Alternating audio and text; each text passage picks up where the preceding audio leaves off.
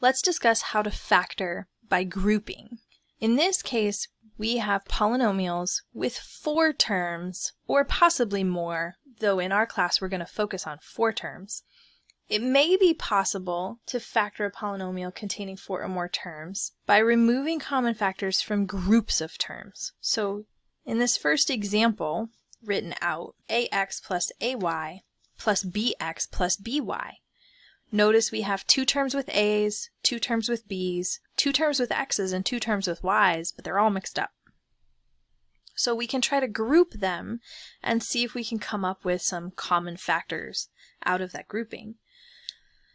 Here we have the first 2 grouped, the first 2 terms grouped, and the last 2 terms grouped. So what do the first 2 terms have in common? They have a's in common, so the a's are factored out. The second group has b's in common, so we factor the b's out. And now notice that in this third step, both of the terms now have x plus y. So we can factor out x plus y, and then we put our a and our b together in another parentheses. Okay, I know that was really fast. Let's try to do an example from scratch together. Take a look at this problem. X to the third minus 4x squared plus 3x minus 12. In the previous video I said we always look for greatest common factor first. So we will scan that here. I have an x to the third in the first term, but I don't have an x in the last term, and there are no numbers that have anything in common, so I don't have any common factors here. I'm going to try the first 2 grouped together and the last 2 grouped together. Now I will hopefully encourage you to use grouping symbols underneath the polynomial like I have, instead of using parentheses like that. And the main reason behind that is parentheses for us can also indicate multiplication. And we need to be really careful and precise when we're doing mathematics, because if anything is ambiguous or confusing, it can cause us to go down the wrong path or make mistakes that we shouldn't be making because of careless errors. So I use my grouping symbols beneath the polynomial to indicate that I'm grouping them together. So we look at the first group, x to the third minus 4x squared. What's the greatest common factor between x to the third and 4x squared? It's x squared. And so we can write x squared times x minus x squared times 4 for the first group. And I'm going to keep this big plus sign here in the middle. Whatever sign is in the middle is going to stay. We're not going to make any changes to that sign. So I'm just going to make it big, bright, and green. And in the next group, 3x minus 12, well, 3 and 12 have a common factor of 3. So 3 times x, 3 times 4, and again, I'm keeping that sign in the middle. Now we're treating these as independent groups. Look at the first group, look at the second group by themselves for now. When we do that distributive property in reverse the first time, we'll be able to see those common factors if they exist. So looking at the first group, I have x squared, that was my greatest common factor. So x squared out front, and then inside the parentheses, x from the first term minus 4 from the second term. I'll bring this plus sign down that's in the middle, and I have 3 that was the greatest common factor in the second grouping, 3 out front. And then what's left over in the parentheses, x from that first term, 4 from that second term, and again, that minus sign getting repeated. And now, if I look at these, x squared times x minus 4 plus 3 times x minus 4. I have an x minus 4 in common in both of these terms. Since I have an x minus 4 in common in both of these terms, I can pull it out. Stick it out front, use that distributive property in reverse. X minus 4 times, and then we write in the second parentheses the leftover pieces, x squared plus 3. Again, using that distributive property in reverse, pulling out that greatest common factor of x minus 4 and leaving behind the remaining factors. If we wanted to check our work, we can check our work without too much issue. We would just need to multiply it out. So if I wanted to check if my factorization is correct, just doing this next step is not a guarantee that it is, because I could have a greatest common factor lurking around, or I could be able to factor something further. So we want to be really careful about doing this as like the only way to check it. It's not. Factoring a polynomial has some nuance to it that we would need to build up and practice to really understand it. But in this example, I cannot factor anything out of x minus 4, and I cannot factor anything out of x squared plus 3. And knowing what I already know about factoring, I know that they aren't any special products that have their own formulas that I could pull out and use. I'm sure this is as far as we can get with the factoring. So let's check it. We're going to check by multiplying. So I'm going to multiply out x squared plus 3 with x minus 4. And when I multiply polynomials, I like to use what's called the box method, because it will ensure that I've multiplied everything out that I'm supposed to multiply. Notice that in the first row, x times x squared and x times 3, I'm using the distributive property on the x. And then in the second row, minus 4 times x squared minus 4 times 3, I'm distributing that negative 4.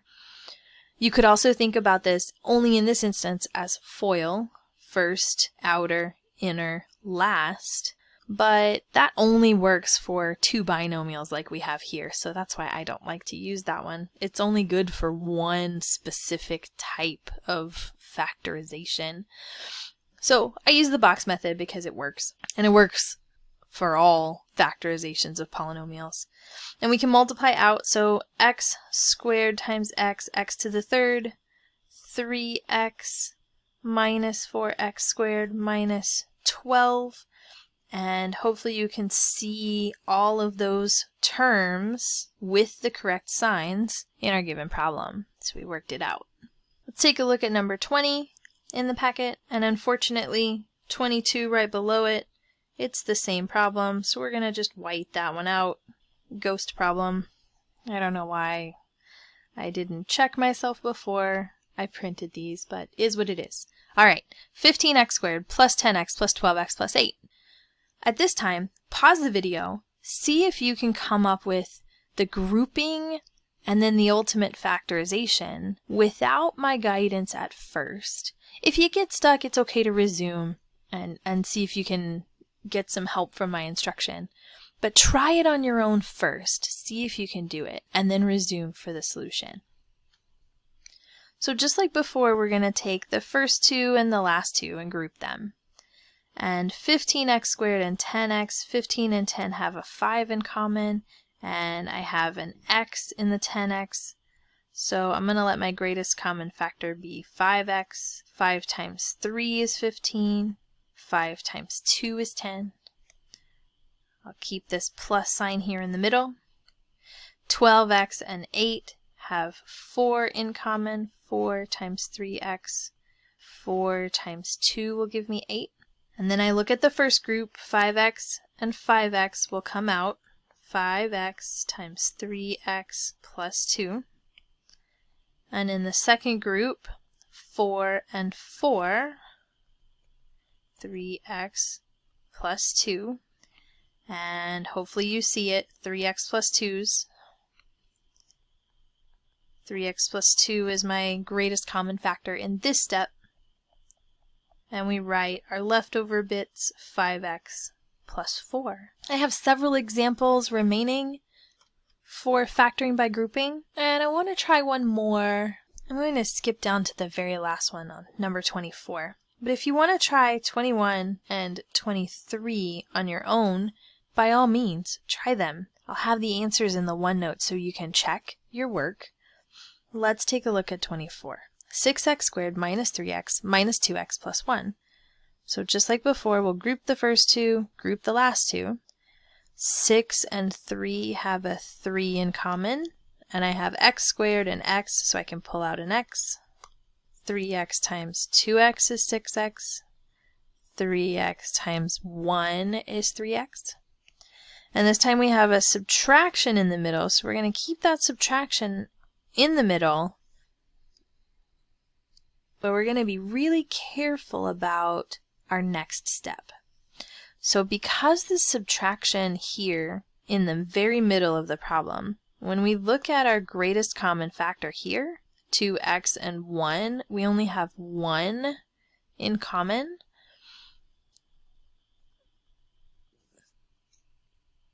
So it's not terribly surprising right there, but it's the next step where that negative could potentially cause us some grief if we're not paying attention. So first up, 3x. 3x is coming out with that reverse distributive property. Minus sign is going to come down. And when the minus sign comes down and we write our next value that we're going to reverse distribute out of the second group, notice it's got a negative sign in front of it.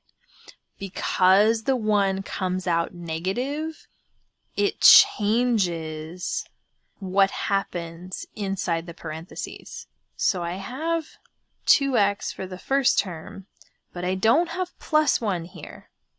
I need to make sure my sign is correct so that when I multiply this negative 1 with the other one, I get a positive answer. In order to get a positive answer when I have a negative number, I need to multiply it by another negative number. So I need a negative 1 there. It's really important that we pay attention to that sign in the middle, especially when it's negative, particularly when it's negative, because of this happening. So the middle sign on the second one gets changed because of the subtraction in the middle. And then we notice 2x minus 1, 2x minus 1. Those are what I have in common. 2x minus 1 comes out as one item, 2x minus 1. And then we write down what's left over, 3x minus 1. Awesome. Okay, the last part of this section talks about completely factoring polynomials. Now we're going to learn several different strategies over the next couple of weeks regarding factoring polynomials. We have to learn how to factor trinomials, and we have to learn how to factor 3 different special products. 2 of them are very similar, and 1 is very different from the others. But we have to learn all of these strategies before we can really talk about completely factoring polynomials. I wanted to get you started on this so that you could continue to be aware of factoring out that greatest common factor in the very beginning. So to factor a polynomial completely, we have some steps here, and I'll also have a factoring polynomials handout linked for you on Canvas so that you can refer back to it and the different ways you can factor polynomials. It's a little flow chart. It might be pretty handy when you're working with factoring and doing homework. The first step is to check all the terms for a greatest common factor. If a greatest common factor exists, factor it out. And then we count the terms. So far, we've been able to do the first one, checking the terms for a greatest common factor. That was the very first thing that we did. And we just completed factoring by grouping, part A. So we count the number of terms to determine which method we use. If there are 4 or more terms, we try factoring by grouping. If there are 3 terms, we factor the trinomial, and we're going to learn this in the next lesson. If 2 terms, we check for a special type of polynomial. A special product is what we call it, a special factoring technique. And so we're going to learn that after trinomials. And then we check the resulting factor to see if there are any more greatest common factors we could pull out. Maybe we missed something. Or see if we could factor further. Maybe one of the binomial factors we have is a special product and we can factor it again. We'll see some of those once we get practiced in factoring. And then we can check the results by multiplying the factors out to see if we can get the polynomial that we started with. Here's an example. We'll take the first one, 30x to the third minus 20x squared minus 6x plus 4. Do you see a greatest common factor in all 4 of those factors? Sure, it's 2. we can factor out a 2. And if we factor out a 2, we get 15x cubed minus 10x squared minus 3x plus 2. And if you did some of those problems above, this middle one is exactly the same as number 21 above. But if you didn't, let's go through it. We have 4 terms, so we're going to try factoring by grouping. Don't forget the 2 hanging out front. He's important. So we'll group the first 2, group the last 2. I'm going to copy over my 2. I don't want to forget that greatest common factor. 15 and 10 have 5 in common, and then x cubed, x squared have x squared. I'm going to skip that intermediate step for now. If you need it, go ahead and use it. 5x squared times 3x will get me 15x to the third. I'm going to bring that minus sign down. 5x squared times 2 will give me 10x squared. Minus sign in the middle is going to come down. 3x plus 2 doesn't have anything in common, so I'm going to keep a 1 as a placeholder. 3x, but because it's a negative 1, I have to change the sign on my second term. I pull out a negative. Notice I start with negative 3x, but inside the parentheses is positive 3x. So I need to change the sign for that 2 as well and make it a negative 2 so that my signs all match up. And now I notice 3x minus 2 is in common. 3x minus 2. I can factor that out, and I'm left with what's inside 5x squared minus 1. I don't need the square brackets anymore because 2 on the outside gets multiplied by it. I don't have to group the parentheses together or anything. We're just multiplying, so we can multiply it all like that. And that's our answer for this problem.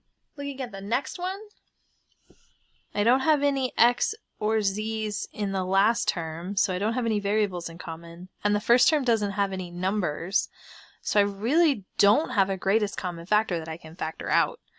So maybe I should have put this one in place of that duplicate that I had earlier. Oh well. So let's group them and see if we can come up with something. The first group, I can factor out xz squared. So I have z plus 4. And then in the second group, 5 and xz. I'm pulling out a negative already so I can change the sign. Plus 4. Wait, do you see something weird? Because I do.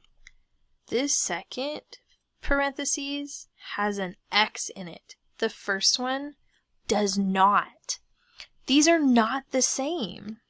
Since they are not the same, we do not get to factor anything out. We don't have identical greatest common factors, so we can't factor anything out. We would say for this problem that it is not factorable, or we could say it's prime. Either of those answers is acceptable for this problem. And that concludes our discussion on greatest common factors and factoring by grouping.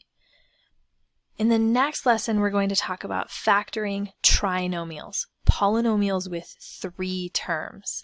And we're going to learn one step that then creates pretty much what we've been doing with this factoring by grouping, which is why I teach factoring trinomials the way that I do, because I want to build on your past knowledge so that there's a strong foundation there. So tune into the next lesson for factoring trinomials.